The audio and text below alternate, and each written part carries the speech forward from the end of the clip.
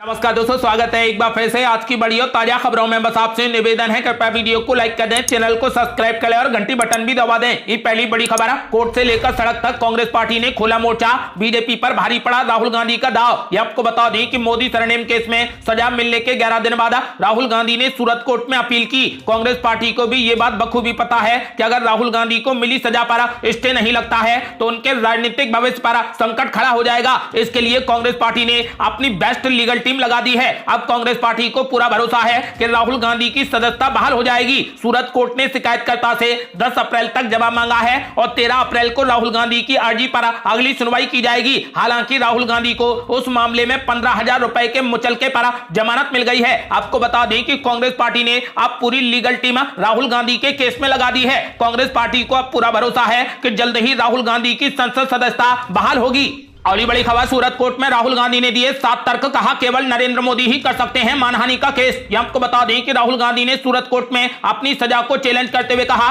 कि केवल नरेंद्र मोदी ही उनके खिलाफ मानहानि का केस कर सकते हैं। कांग्रेस नेता राहुल गांधी ने आपराधिक मानहानि मामले में अपनी सजा को चुनौती देते हुए 3 अप्रैल को सजा पर रोक और जमानत के लिए अर्जी दाखिल की। अपील पर सुनवाई करते हुए कोर्ट ने राहुल गांधी को जमानत दे दी। इसी दौरान राहुल गांधी की लीगल टीम ने कोर्ट में तर्क दिया कि इस मामले में केवल नरेंद्र मोदी ही अपील कर सकते हैं। राहुल गांधी की लीगल टीम ने सजा को चुनौती देते हुए 7 प्रमुख तर्क दिए हैं। राहुल गांधी ने तर्क दिया है कि इस मामले में पूर्णेश मोदी पीड़ित व्यक्ति नहीं थे और उन्हें शिकायत दर्ज कराने का कोई भी अधिकार नहीं था। कोर्ट में इस बात की तरफ ध्यान दिलाया गया कि आपराधिक कानून के तहत कोई भी केस कर सकता है, लेकिन जहां तक धारा 499 और 500 के तहत आपराधिक मानहानि का संबंध है, इस मामले में केवल पीड़ित व्यक्ति ही शिकायत कर सकता है। राहुल गांधी ने कोर्ट से कहा कि व्यक्तिगत रूप से श्री नरेंद्र मोदी के खिलाफ जो कथित लांछन लगाया गया है उसके लिए केवल नरेंद्र मोदी को ही मानहानि के अपराध से पीड़ित व्यक्ति के रूप में माना जा सकता है और केवल नरेंद्र मोदी ही इसके लिए शिकायत दर्ज करा सकते हैं। आपको बता दें कि राहुल गांधी ने 2 साल की सजा को सूरत की सेशन कोर्ट में चुनौती दी।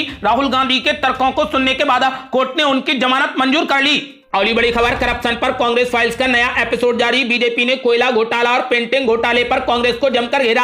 आपको बता दें कि भारतीय जनता पार्टी ने मंगलवार को कांग्रेस फाइल शीर्षक से अपनी सीरीज का तीसरा एपिसोड जारी कर दिया। इस एपिसोड में बीजेपी ने साल 2012 के कोयला ब्लॉक आवंटन घोटाले पर अपना फोकस किया है। बीजेपी ने इस तीसरी कड़ी में यूपीए सरकार पर 2012 के घोटाले के लिए जिम्मेदार होने का आरोप लगाया है। वीडियो में कहा गया है कि जब मनमोहन सिंह दूसरी बार प्रधानमंत्री बने तो उन्होंने कई वादे किए थे, लेकिन कांग्रेस के घोटालों ने तब सुर्खियां बटोरी। अपने ताजा वीडियो में बीजेपी ने कहा कि इस घोटाले का सबसे दिलचस्प हिस्सा यह था कि 2004 से 2009 तक कोयला विभाग तत्कालीन प्रधानमंत्री मनमोहन सिंह और शिबू सोरेन के अधीन था। वो वही प्रधानमंत्री थे जो रिमोट कंट्रोल पर काम करते थे। बीजेपी ने सोमवार को भी कांग्रेस फाइल्स की दूसरी कड़ी जारी की है, जिसमें एक पेंटिंग के नाम पर कथित तौर पर जबरन वसूली और पद्म भूषण के वादों को भी उठाया गया है। एपिसोड 2 में FATF की एक रिपोर्ट का हवाला देते हुए भाजपा ने ईडी को दिए गए यस बैंक के पूर्व सीईओ राणा कपूर के बयान को पेश किया, जिसमें राणा कपूर ने दावा किया था कि उन्हें प्रियंका गांधी वाड्रा से 2 करोड़ रुपए में FF हुसैन की पेंटिंग खरीदने के लिए मजबूर किया गया था। इसके साथ ही उनको देश के शीर्ष नागरिक पुरस्कारों में से एक पद्म भूषण को देने का भी वादा किया गया था। बीजेपी के वीडियो में राणा कपूर को यह कहते हुए दिखाया गया है कि पेंटिंग खरीदने के लिए उन्हें प्रियंका गांधी वाड्रा को संदेश लिखने के लिए मजबूर किया गया था। भाजपा के वीडियो में दावा किया गया है कि इस पैसे का इस्तेमाल कांग्रेस की पूर्व अध्यक्ष सोनिया गांधी के इलाज के लिए किया जाना था। बहरहाल कांग्रेस पार्टी ने इन दावों को राजनीतिक प्रतिशोध बताया है। कांग्रेस पार्टी ने राणा कपूर और ईडी की विश्वसनीयता पर भी सवाल उठाए हैं।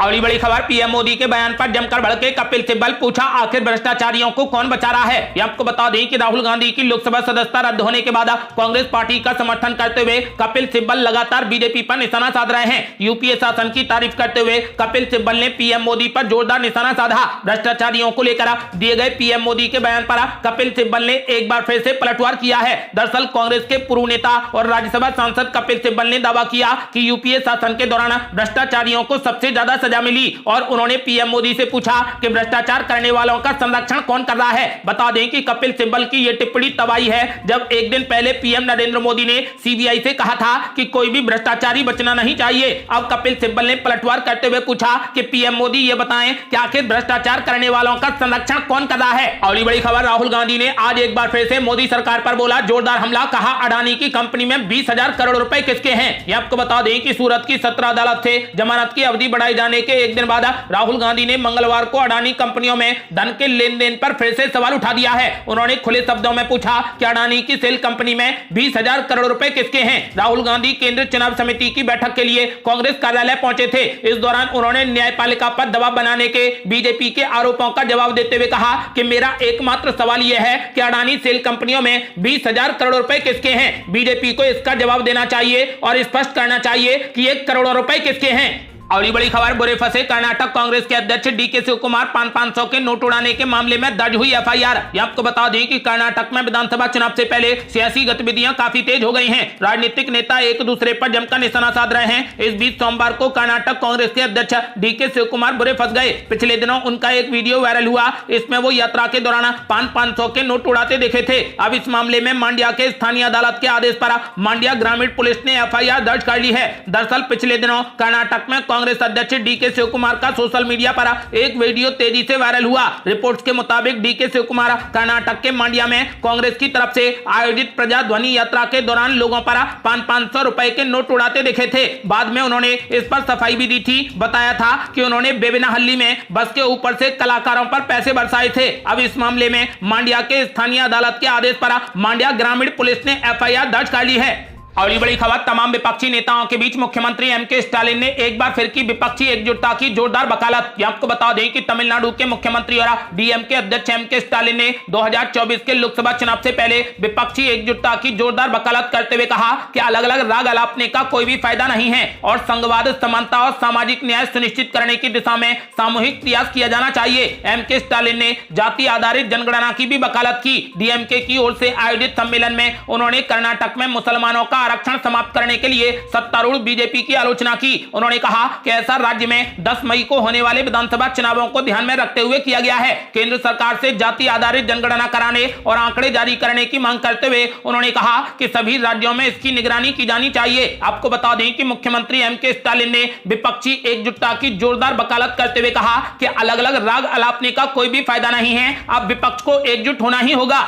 और बड़ी खबर, जेपीसी जांच की मांग वर्सेस राहुल गांधी की माफी। संसद में काम से ज्यादा हंगामा, केवल 2 दिन का बचा है सत्र। आपको बता दें कि कांग्रेस नेता राहुल गांधी के मामले में संसद से लेकर सूरत तक सरगर्मी है। एक तरफ गुजरात में सूरत की सत्र अदालत ने मानहानि मामले में राहुल गांधी को जमानत दे दी, तो दूसरी तरफ संसद में सत्ता पक्ष और विपक्ष के बीच में जमकर हंगामा हुआ। विपक्ष अडानी मामले में जेपीसी की मांग पर अड़ा है, तो सत्ता पक्ष ब्रिटेन मामले में राहुल गांधी से माफी की मांग कर रहा है। आपको बता दें कि संसद के दोनों सदनों में कांग्रेस व अन्य विपक्षी दलों ने अडानी मुद्दे पर जेपीसी गठित करने की मांग को लेकर जोरदार हंगामा किया। इसके चलते दोनों सदन एक बार के स्थगन के बाद पूरे दिन के लिए स्थगित कर दिए गए। लोकसभा में कोई भी कामकाज नहीं हो सका। हालांकि राज्यसभा में हंगामे के बीच ही प्रतिस्पर्धा संशोधन विधेयक को बिना चर्चा के मंजूरी दे दी गई। लोकसभा इस विधेयक को पहले ही पारित कर चुकी है। संसद के बजट सत्र को अब केवल 2 दिन बचे हैं। मंगलवार को महावीर जयंती के अवकाश के बाद 5 व 6 अप्रैल को संसद की कार्यवाही होगी। विपक्ष के हंगामे को देखते हुए अब दोनों सदनों के चलने के कोई भी आसार नहीं है।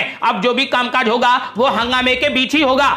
अगली बड़ी खबर, ममता बनर्जी ने बीजेपी पर बोला जोरदार हमला, कहा दंगों की फंडिंग करती है बीजेपी। ये आपको बता दें कि पश्चिम बंगाल में हावड़ा, हुगली और रिसड़ा समेत अन्य इलाकों में हुई हिंसा की घटनाओं को लेकर बयानबाजी थमने का नाम नहीं ले रही। एक तरफ सत्ताधारी पार्टी टीएमसी तो दूसरी तरफ विपक्षी पार्टी बीजेपी, दोनों के बीच में वार पलटवार का दौर जारी है। पश्चिम बंगाल की मुख्यमंत्री ममता बनर्जी ने हिंसा की शुरुआत से ही बीजेपी पर इस तरीके के दंगे भड़काने का आरोप लगाया है। वहीं विपक्ष के नेताओं ने इसे राज्य सरकार की विफलता करार दिया है। बंगाल में हुई हिंसा को लेकर ममता दीदी के तेवर काफी सख्त हैं। उनका कहना है कि हिंसक घटनाओं के लिए जिम्मेदार लोगों की संपत्ति को जब्त कर लिया जाएगा और कानून के मुताबिक उनकी नीलामी की जाएगी। इतना ही नहीं, मुख्यमंत्री ममता बनर्जी ने बीजेपी पर दंगे कराने का आरोप भी लगाया है। उन्होंने कहा कि बीजेपी पश्चिम बंगाल में दंगों की फंडिंग करती है। बीजेपी हिंसा को बढ़ावा दे रही है। ये सभी दंगे उनकी योजना के मुताबिक हो रहे हैं। अगली बड़ी खबर, केंद्रीय मंत्री गिरिराज सिंह ने ममता दीदी और नीतीश कुमार पर बोला जोरदार हमला, कहा ममता दीदी बंगाल को पुराना कश्मीर तो नीतीश कुमार बिहार को पाकिस्तान बनाना चाहते हैं। हिंदुओं पर हमला नहीं करेंगे बर्दाश्त। ये आपको बता दें कि केंद्रीय मंत्री गिरिराज सिंह ने बिहार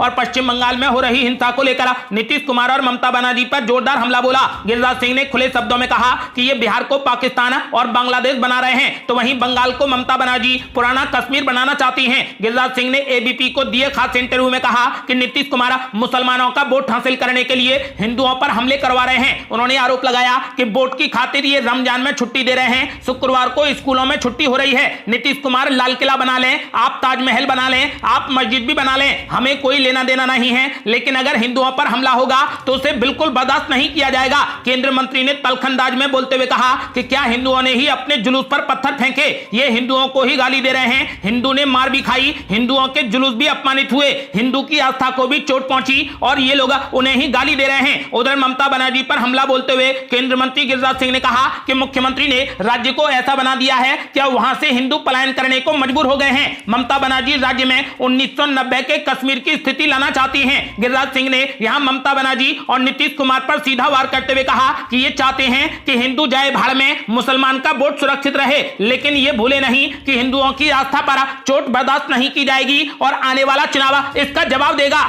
अगली बड़ी खबर, बीजेपी को लगा जोर का झटका, बंगला छीनने के बाद राहुल गांधी को अयोध्या के संत ने दे दिया न्योता, कहा चाहें तो हनुमानगढ़ी में आकर रहे राहुल गांधी। ये आपको बता दें कि मानहानि मामले में सजा होने के बाद कांग्रेस नेता राहुल गांधी की संसद की सदस्यता भी छीन ली गई। इसके बाद उनसे दिल्ली का सरकारी बंगला खाली करने को भी कह दिया गया है। इसके बाद कांग्रेस पार्टी ने राहुल गांधी के समर्थन में कई कैंपेन शुरू किए हैं। इसमें से एक मेरा घर राहुल गांधी का घर भी है। इसी बीच अयोध्या में हनुमानगढ़ी से जुड़े एक संत ने राहुल गांधी को अयोध्या आकर रहने का ऑफर दिया है। अखिल भारतीय संकट मोचन सेना के राष्ट्रीय अध्यक्ष संजय दास ने कहा कि अगर वो अयोध्या में आकर रहना चाहते हैं तो उनका स्वागत है, वो आकर हनुमानगढ़ी परिसर में भी रह सकते हैं। संजय दास ने कहा कि अगर आवास खाली करने के बाद राहुल गांधी के पास में रहने की जगह ना हो तो उनके लिए हनुमान जी के दरबार के द्वार खुले हुए हैं, वो यहीं पर आकर रहें और हनुमान जी के दर्शन भी करें। संजय दास के इस बयान के बाद तरह तरह के कयास लगने लगे हैं। वहीं जानकारों का कहना है कि यह भाजपा के लिए बड़ी टेंशन की बात है। अयोध्या को भाजपा का बड़ा गढ़ माना जाता है। उन्होंने कहा कि राहुल गांधी को अयोध्या जरूर आना चाहिए। उन्होंने कहा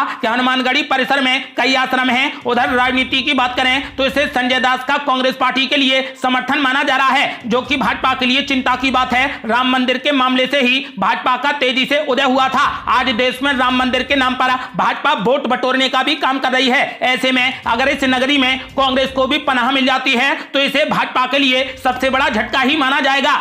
अगली बड़ी खबर है, महिलाओं को बसों में यात्रा करने पर मिलेगी 50% की छूट। शिंदे सरकार ने लिया बड़ा फैसला। ये आपको बता दें कि महाराष्ट्र में अगर कोई महिला यात्रा करती है तो उसे अब सिर्फ 50% ही किराया देना होगा, क्योंकि महाराष्ट्र सरकार ने महिलाओं को बसों में 50% छूट देने का फैसला किया है। ये छूट राज्य में महिला सम्मान योजना के तहत सभी प्रकार की बसों में यात्रा करने पर मिलेगी। सरकार ने छूट को मंजूरी देने वाली अधिसूचना जारी कर दी है, जिसमें कहा गया है कि महिलाओं को राज्य परिवहन निगम की सभी प्रकार की बस यात्रा पर छूट दी जाएगी। शिंदे सरकार के इस फैसले से पहले उप मुख्यमंत्री देवेंद्र फडणवीस ने राज्य विधानसभा के बजट सत्र में इसकी घोषणा कर दी थी। आपको बता दें कि अब महाराष्ट्र में महिलाओं को बसों में यात्रा करने पर 50% की छूट मिलेगी। अगली बड़ी खबर, कोरोना के बढ़ते मामलों से मचा कोहराम, 3 राज्यों में मास्क अनिवार्य। यह आपको बता दें कि देश में लगातार बढ़ रहे कोरोना मामलों को देखते हुए कई राज्यों में मास्क को अनिवार्य कर दिया गया है। इन राज्यों में दिल्ली से सटे हरियाणा, महाराष्ट्र और तमिलनाडु के कुछ इलाकों में सरकार ने मास्क लगाना जरूरी कर दिया है। ऐसे में इस बात की पूरी संभावना है कि दिल्ली में भी जल्द ही अनिवार्य रूप से मास्क पहनने वाले दिन लौटेंगे। केंद्रीय स्वास्थ्य मंत्रालय द्वारा जारी आंकड़ों के मुताबिक पिछले 24 घंटे में कोरोना के 3038 नए मामले दर्ज किए गए हैं। इसी के साथ देश में इलाज करवा रहे मरीजों की संख्या बढ़कर 21,179 हो गई है। आपको बता दें कि इस संख्या को देखते हुए दिल्ली से सटे हरियाणा, महाराष्ट्र और तमिलनाडु के कुछ इलाकों में सरकार ने मास्क पहनना अनिवार्य कर दिया है। ये थी अब तक की बेहद बड़ी खबरें। आपका क्या मानना है? क्या कांग्रेस पार्टी कर्नाटक में सरकार बनाने में कामयाब होगी? अपनी राय हमें वीडियो लाइक कर कमेंट बॉक्स में जरूर दें। ऐसी ही ताजा और न्यू अपडेट जानने के लिए हमारे चैनल को लाल बटन दबाकर सब्सक्राइब करें और घंटी बटन भी दबा दें। जल्दी मिलते हैं बड़ी अपडेट के साथ, तब तक के लिए जय हिंद, जय भारत।